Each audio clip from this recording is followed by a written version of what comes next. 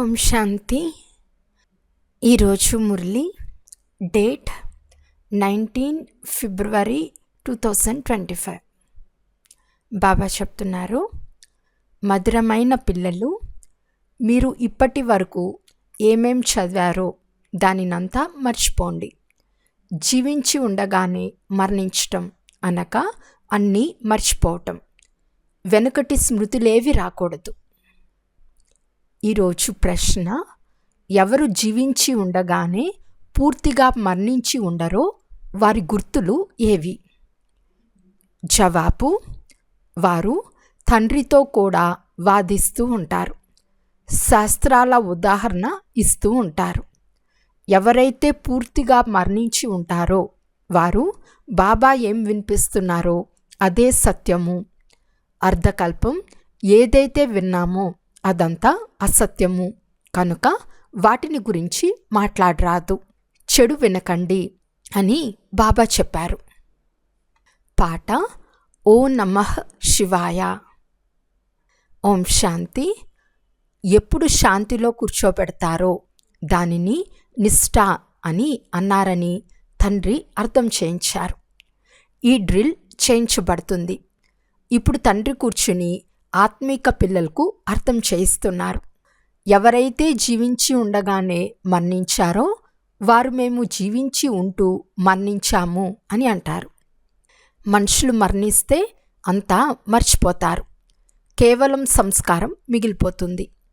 ఇప్పుడు మీరు కూడా తండ్రికి చెందిన వారిగా అయి ప్రపంచం నుండి మరణించారు. తండ్రి చెప్తారు, మీలో భక్తి సంస్కారం ఉండేది, ఇప్పుడు ఆ సంస్కారం పరివర్తన అవుతూ ఉంది కనుక జీవించి ఉండగానే మీరు మరణిస్తారు కదా. మరణించటం వలన మనుషులు ఈ జన్మలో చదివిందంతా మర్చిపోతారు. మళ్ళీ మరు జన్మలో కొత్తగా చదవటం జరుగుతుంది. మీరు ఏమేం చదివారో అదంతా మర్చిపోండి అని తండ్రి కూడా చెప్తారు. మీరు తండ్రికి చెందిన వారిగా అయ్యారు కదా, నేను మీకు కొత్త విషయాన్ని వినిపిస్తాను కనుక ఇప్పుడు వేదాలు, శాస్త్రాలు, గ్రంథము, జపతపాలు మొదలైనవన్నీ మర్చిపోండి. అందుకే చెడు వినకు, చెడు చూడకు అని చెప్పారు. ఇది పిల్లలైన మీ కొరకే. చాలామంది శాస్త్రాలు మొదలైనవి చాలా చదివారు, పూర్తిగా మరణించలేదు కనుక వ్యర్థంగా వాదిస్తారు. మరణిస్తే ఎప్పుడూ వాదించరు. తండ్రి ఏదైతే వినిపించారో అదే సత్యం. మిగిలిన విషయాలు మేము మా నోటితో ఎందుకు మాట్లాడాలి అని అంటారు. వాటిని నోటిపైకి తీసుకురాకండి, చెడు వినకండి, ఏమీ వినకండి అని తండ్రి ఆదేశాన్ని ఇచ్చారు కదా. ఇప్పుడు మేము జ్ఞానసాగర్ని సంతానంగా అయ్యాము కనుక భక్తిని ఎందుకు స్మృతి చేయాలి అని అడగండి. మేము ఒక్క భగవంతుని మాత్రమే స్మృతి చేస్తాము. తండ్రి చెప్తున్నారు, భక్తి మార్గాన్ని వదలండి, నేను మీకు సహజమైన విషయాన్ని వినిపిస్తాను. బీజమైన నన్ను స్మృతి చేస్తే వృక్షం పూర్తిగా బుద్ధిలోకి రానే వస్తుంది. మీకు గీత ముఖ్యమైనది. గీతలోనే భగవంతుడు తెలియచేసిన విషయాలు ఉన్నాయి. ఇప్పుడు ఇవి కొత్త విషయాలు. కొత్త విషయాలపై సదా ఎక్కువ గమనం ఇవ్వబడుతుంది. విషయం కూడా చాలా సాధారణమైనది. అన్నిటికంటే గొప్ప విషయం స్మృతి చేయటం. మన్మనా భవ అని మాటిమాటికి చెప్పవలసి వస్తుంది. తండ్రిని స్మృతి చేయండి. ఇవి చాలా గుప్తమైన విషయాలు. ఇందులోనే విఘ్నాలు వస్తూ ఉంటాయి. పూర్తి రోజులో 2 నిమిషాలు కూడా స్మృతి చేయని పిల్లలు కూడా చాలామంది ఉన్నారు. తండ్రికి చెందిన వారిగా అయి కూడా మంచి కర్మలు చేయకుంటే స్మృతి కూడా చేయరు, వికర్మలు చేస్తూ ఉంటారు. బుద్ధిలోనే కూర్చోకుంటే వారు తండ్రి ఆజ్ఞను నిరాధారించినట్లు అవుతుంది. వారు చదవలేరు కనుక వారికి శక్తి లభించదు. దైహిక విద్య ద్వారా కూడా శక్తి లభిస్తుంది కదా. చదువు సంపాదనకు మూలము. చదువు ద్వారా శారీర నిర్వహణ జరుగుతుంది, అది కూడా అల్పకాలం కొరకే. ఎవరైనా చదువుతూ మన్నిస్తే ఆ చదువును వెంట తీసుకెళ్లారు. మరో జన్మ తీసుకుని మళ్ళీ కొత్తగా చదవలసి ఉంటుంది. కానీ ఇక్కడ మీరు ఎంత చదువుతారో దాన్ని మీ చేతిలో తీసుకెళ్తారు. ఎందుకంటే మీరు మరుజన్మలో ప్రాలబ్ధాన్ని పొందుతారు. పోతే అదంతా భక్తి మార్గం. ఏ వస్తువులు ఉన్నాయో ఎవరికీ తెలియదు. ఆత్మిక తండ్రి కూర్చుని ఆత్మలైన మీకు జ్ఞానంనిస్తారు. ఒకేసారి తండ్రి సుప్రీం ఆత్మ వచ్చి ఆత్మలకు జ్ఞానంనిస్తారు. దీని ద్వారా మీరు విశ్వానికి అధికారులుగా అవుతారు. భక్తి మార్గంలో స్వర్గం ఉండదు. ఇప్పుడు మీరు ప్రభువుకు చెందిన వారిగా అయ్యారు. మాయ చాలాసార్లు పిల్లలను కూడా అనాథులుగా చేసేస్తుంది. చిన్న చిన్న విషయాల్లో పరస్పరం కొట్లాడుకుంటారు. తండ్రి స్మృతిలో లేనందున అనాథులుగా అయ్యారు కదా. అనాథులుగా అయితే ఏదో ఒక పాపకర్మ తప్పకుండా చేస్తారు. తండ్రి చెప్తున్నారు, నా వారిగా అయ్యి నా పేరును పాడు చేయకండి. పరస్పరంలో చాలా ప్రీతిగా నడుచుకోండి. ఉల్టా సుల్టా మాటలను మాట్లాడకండి.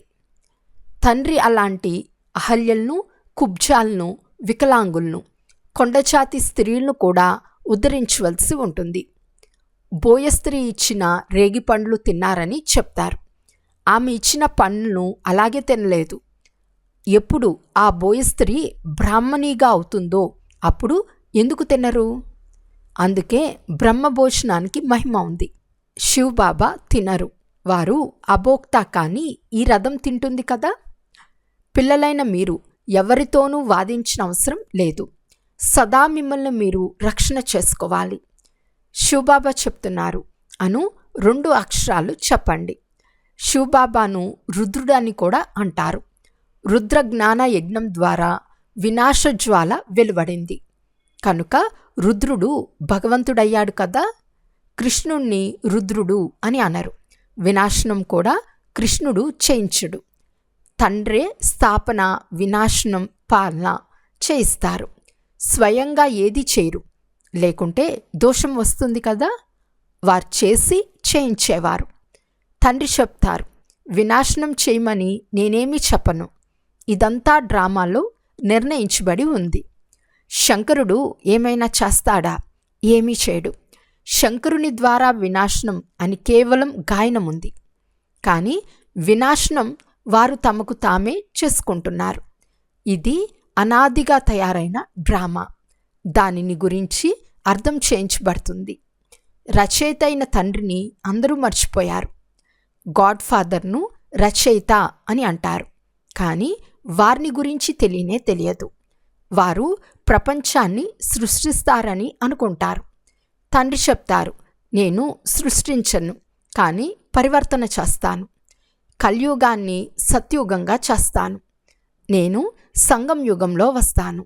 దాన్ని సర్వశ్రేష్ఠ పురుషోత్తమ యుగమని మహిమ చేస్తారు.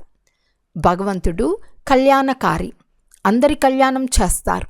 కానీ ఎలా చేస్తారో, ఏ కళ్యాణం చేస్తారో ఎవరికీ తెలియదు. ఆంగ్లంలో లిబరేటర్ అంటే ముక్తిదాత, గైడ్ అంటే మార్గదర్శకుడు అని అంటారు, కానీ దాని అర్థం తెలియదు. భక్తి తర్వాత భగవంతుడు లభిస్తాడు, సద్గతి లభిస్తుంది అని అంటారు. సర్వులకు సద్గతి ఏ మనుషులు ఇవ్వలేరు. లేకుంటే పరమాత్మను పతిత పావనుడు, సర్వుల సద్గతి దాత అని ఎందుకు మహిమ చేస్తారు? తండ్రిని గురించి ఎవరికీ తెలియదు. అనాథులుగా ఉన్నారు. తండ్రితో విపరీత బుద్ధి ఉంది. ఇప్పుడు తండ్రి ఏం చేయాలి? తండ్రి స్వయంగా మాలికులు. వారి శివ జయంతిని కూడా భారతదేశంలోనే ఆచరిస్తారు. తండ్రి చెప్తారు, నేను భక్తులకు ఫలాన్ని ఇచ్చేందుకు వస్తాను. భారతదేశంలోనే వస్తాను. వచ్చేందుకు నాకు శరీరం అయితే తప్పకుండా కావాలి కదా. ప్రేరణ ద్వారా ఏమీ జరగదు. ఇతనిలో ప్రవేశించి ఇతని నోటి ద్వారా మీకు జ్ఞానంనిస్తాను. గోముఖం మాట లేదు, అది ఈ నోటి విషయం. మనుషుల నోరు కావాలి, జంతువులది కాదు. అంత మాత్రం కూడా బుద్ధి పనిచేయదు. మరోవైపు భగీరథుణ్ణి చూపిస్తారు. వారు ఎలా, ఎప్పుడు వస్తారో కొద్దిగా కూడా ఎవరికీ తెలియదు. కనుక తండ్రి కూర్చుని పిల్లలకు అర్థం చేయిస్తున్నారు. మీరు మరణించారు కనుక భక్తి మార్గాన్ని పూర్తిగా మర్చిపోండి. శివ భగవాను వాచ, నన్ను స్మృతి చేస్తే వికర్మలు వినాశనం అవుతాయి. నేనే పతిత పావనుడును. మీరు పవిత్రంగా అవుతారు. తర్వాత అందరినీ తీసుకెళ్తాను. ఇంటింట్లో ఈ సందేశంను ఇవ్వండి. తండ్రి చెప్తున్నారు, నన్ను స్మృతి చేస్తే వికర్ములు వినాశనమవుతాయి, మీరు పావనంగా అవుతారు. వినాశనం ఎదురుగా నిలిచి ఉంది. ఓ పతిత పావన రండి, పతితులను పావనంగా చేయండి, రామరాజ్యాన్ని స్థాపన చేయండి, రావణ రాజ్యం నుండి ముక్తులుగా చేయండి అని మీరు పిలుస్తారు. అక్కడ అందరూ తమ తమ కొరకు మాత్రమే ప్రయత్నం చేస్తారు. నేను వచ్చి అందరికీ ముక్తినిస్తానని తండ్రి చెప్తారు. అందరూ 5 వికారాల రూపీ రావణుని జైల్లో పడి ఉన్నారు. నేను సర్వులకు సద్గతినిస్తాను. నన్ను దుఃఖహర్త సుఖకర్త అని అంటారు. రామరాజ్యం అయితే తప్పకుండా కొత్త ప్రపంచంలో ఉంటుంది. ఇప్పుడు పాండవులైన మీది ప్రీతిబుద్ధి. కొందరు వెంటనే ప్రీతిబుద్ధి కలవారిగా అవుతారు. కొందరికి నెమ్మదిగా ప్రీతి కలుగుతుంది. మేము సర్వస్వాన్ని తండ్రికి అర్పణ చేస్తామని కొందరు అంటారు. ఒక్కరు తప్ప వేరెవ్వరూ లేరు. సర్వులకు ఆధారం ఒక్క భగవంతుడు మాత్రమే. ఎంత సాధారణమైన విషయం. తండ్రిని స్మృతి చేయండి, చక్రాన్ని స్మృతి చేయండి, చక్రవర్తి రాజారాణులుగా అవుతారు. ఇది విశ్వాధికారులుగా చేసే పాఠశాల. అందుకే చక్రవర్తి రాజా అని పేరు వచ్చింది. చక్రాన్ని తెలుసుకోవటం వలన చక్రవర్తులుగా అవుతారు. ఇది తండ్రి అర్థం చేయిస్తారు. ఏ వాద వివాదాలు చేయరాదు. భక్తి మార్గంలోని అన్ని విషయాలను వదిలేయమని చెప్పండి. కేవలం నన్ను స్మృతి చేయండి అని తండ్రి చెప్తారు. ఇదే ముఖ్యమైన విషయం. ఎవరైతే తీవ్ర పురుషార్థులుగా ఉంటారో వారు తీవ్రంగా చదువులో నిమగ్నమైపోతారు.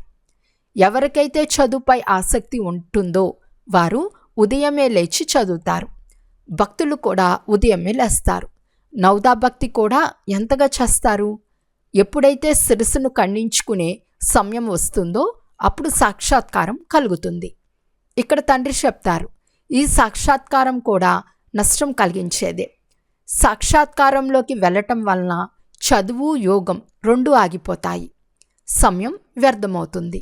కనుక ధ్యానం మొదలైన వాటిలో ఆసక్తి ఉండరాదు. ఇది కూడా పెద్ద జబ్బు.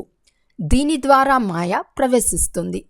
ఎలా యుద్ధ సమయంలో వార్తలు వినిపించినప్పుడు మధ్యలో అవి ఎవరూ వినకుండా ఉండేందుకు ఏదైనా పాడు చేస్తారో అలా మాయ కూడా చాలామందికి విఘ్నాలు కలిగిస్తుంది. తండ్రిని స్మృతి చేయనివ్వదు. వీరి భాగ్యంలో విఘ్నం ఉందని అర్థం చేసుకోవచ్చు. మాయ ప్రవేశించలేదు కదా అని గమనించుకోవాలి. నియమ విరుద్ధంగా ఏదైనా మాట్లాడితే తక్షణం బాబా క్రిందకి దించేస్తారు. మాకు కేవలం సాక్షాత్కారం జరిగితే మేము ఇంత ధనాన్ని సంపదను మీకు ఇచ్చేస్తామని చాలామంది అంటారు. బాబా అంటారు, మీది మీ వద్దనే ఉంచుకోండి. భగవంతునికి మీ ధనం అవసరమేముంది? ఈ పాత ప్రపంచంలో ఏమేమి ఉందో అదంతా భస్మమైపోతుందని తండ్రికి తెలుసు. బాబా ఏం చేసుకుంటారు? బాబా వద్ద ఒక్కొక్క నీటి బొట్టి చేరి చెరువైపోతుంది. తండ్రి ఆదేశానుసారం నడవండి. ఆస్పత్రి యూనివర్సిటీని తెరవండి. అచ్చటికి ఎవరైనా వచ్చి విశ్వాధికారులుగా కావచ్చు. 3 అడుగుల భూమిపై కూర్చుని మీరు మనుషులను నరుల నుండి నారాయణులుగా చేయాలి. కానీ 3 అడుగుల భూమి కూడా లభించదు. తండ్రి చెప్తారు, నేను మీకు సర్వ వేద శాస్త్రాల సారాన్ని తెలియచేస్తాను. ఈ శాస్త్రాలన్నీ భక్తి మార్గంలోనివి. బాబా ఏమీ నిందించటం లేదు. ఇది తయారైన డ్రామా. ఇది కేవలం అర్థం చేయించేందుకు చెప్పబడుతుంది. అయినా ఇది ఆటనే కదా. ఆటను మనం నిందించలేము. జ్ఞానసూర్యుడు జ్ఞానచంద్రుడు అని మనం అంటాము. వారు ఆ చంద్రుడు మొదలైన వాటిలో అక్కడ ఏదైనా రాజ్యం ఉందా అని వెతుకుతారు. జపాన్ వారు సూర్యుణ్ణి అంగీకరిస్తారు. మనం సూర్యవంశము అని చెప్తాము. వారు కూర్చుని సూర్యుణ్ణి పూజిస్తారు. సూర్యునికి నీటిని అర్పిస్తారు. కనుక బాబా పిల్లలకు అర్థం చేయించారు, ఏ విషయంలోనూ ఎక్కువగా వాదించరాదు. ఒకే విషయాన్ని వినిపించండి. తండ్రి చెప్తున్నారు, నన్ను స్మృతి చేస్తే పావనంగా అవుతారు. ఇప్పుడు రావణ రాజ్యంలో అందరూ పతితులుగా ఉన్నారు. కానీ ఎవరు తమను తాము పతితులమని ఒప్పుకోరు. పిల్లల్లారా, మీకు ఒక్క కంటిలో శాంతిధామం, మరొక కంటిలో సుఖధామం ఉండాలి. పోతే ఈ దుఃఖధామాన్ని మర్చిపోండి. మీరు చైతన్య లైట్ హౌస్లు. ఇప్పుడు ప్రదర్శనీలో కూడా భారతదేశం లైట్ హౌస్ అని పేరు పెట్టారు, కానీ దాన్ని వారెవ్వరూ అర్థం చేసుకోలేరు. ఇప్పుడు మీరు లైట్ హౌస్లు కదా. సాగర తీరంలోని లైట్ హౌస్ స్టీమర్లకు మార్గాన్ని చూపిస్తుంది. మీరు కూడా అందరికీ ముక్తి, జీవన్ముక్తికి ధామాలకు మార్గాన్ని తెలుపుతారు. ఎవరైనా ప్రదర్శనీకి వచ్చినప్పుడు వారికి చాలా ప్రీతిగా చెప్పండి, గాడ్ ఫాదర్ సర్వులకు ఒక్కరే కదా. గాడ్ ఫాదర్ లేక పరంపిత నన్ను స్మృతి చేయమని చెప్తున్నారు అనగా తప్పకుండా నోటి ద్వారానే చెప్తారు కదా. బ్రహ్మ ద్వారా స్థాపన. బ్రాహ్మణీలమైన మనమంతా బ్రహ్మ ముఖవంశాస్తులము. ఆ బ్రాహ్మణులు కూడా బ్రాహ్మణ దేవతాయ నమః అని బ్రాహ్మణులైన మీ మహిమ చేస్తారు. అత్యంత ఉన్నతమైన వారు ఒక్క తండ్రి మాత్రమే. వారు చెప్తున్నారు, నేను మీకు ఉన్నతాతి ఉన్నతమైన రాజయోగాన్ని నేర్పిస్తాను. దాని ద్వారా మీరు పూర్తి విశ్వానికి అధిపతులుగా అవుతారు. ఆ రాజ్యాన్ని మీ నుండి ఎవ్వరూ లాక్కోలేరు. విశ్వంపై భారతదేశ పాలన ఉండేది. భారతదేశానికి చాలా మహిమ ఉంది. మేము శ్రీమతానుసారం ఈ స్వర్గరాజ్య స్థాపన చేస్తున్నామని ఇప్పుడు మీకు తెలుసు. అచ్చా, మధురాతి మధురమైన అపురూపమైన పిల్లలకు మాతాపిత బాప్దాదాల ప్రియ స్మృతులు మరియు గుడ్ మార్నింగ్. ఆత్మీక పిల్లలకు ఆత్మిక తండ్రి నమస్తే. ఆత్మిక తండ్రికి ఆత్మిక పిల్లల యొక్క ప్రియ స్మృతులు మరియు నమస్తే నమస్తే నమస్తే. ధారణ కొరకు ముఖ్య సారము. ఫస్ట్ పాయింట్, తీవ్ర పురుషార్థులుగా అయ్యేందుకు చదువుపై ఆసక్తిని ఉంచుకోవాలి. ఉదయమే లేచి చదువుకోవాలి. సాక్షాత్కారం అవ్వాలనే ఆశ ఉంచుకోరాదు. ఇందులో కూడా సమయం వ్యర్థమవుతుంది. సెకండ్ పాయింట్, శాంతిధామము మరియు సుఖధామాలను స్మృతి చేయాలి. ఈ దుఃఖధామాన్ని మర్చిపోవాలి. ఎవరితోనూ వాదించరాదు. ప్రేమగా ముక్తి, జీవన్ముక్తులకు మార్గం చూపించాలి. ఈరోజు వరదానము. సదా సుఖాల సాగరంలో లవలీనంగా ఉండే అంతర్ముఖి భవ. అంతర్ముఖి సదా సుఖి అని అంటారు. ఏ పిల్లలైతే సదా అంతర్ముఖి భవ యొక్క వరదానాన్ని ప్రాప్తి చేసుకుంటారో వారు తండ్రి సమానం సదా సుఖసాగరంలో లవలీనంగా ఉంటారు. సుఖదాత యొక్క పిల్లలు స్వయం కూడా సుఖదాతలుగా అయిపోతారు. సర్వ ఆత్మలకు సుఖం యొక్క ఖజానాన్ని పంచుతారు. కనుక ఇప్పుడు అంతర్ముఖులుగా అయి ఎటువంటి సంపన్న మూర్తులుగా అవ్వాలి అంటే మీ వద్దకు ఎవరు ఎటువంటి భావనతో వచ్చినా వారు తమ భావనలను సంపన్నం చేసుకుని వెళ్ళాలి. ఎలాగైతే తండ్రి ఖజానాల్లో అప్రాప్తి వస్తువు ఏదీ లేదో అలా మీరు కూడా తండ్రి సమానం భర్పూర్గా అవ్వండి. స్లోగన్: ఆత్మీక గౌరవంలో ఉంటే ఎప్పుడు అభిమానం యొక్క ఫీలింగ్ రాదు. అచ్చా, ఓం శాంతి.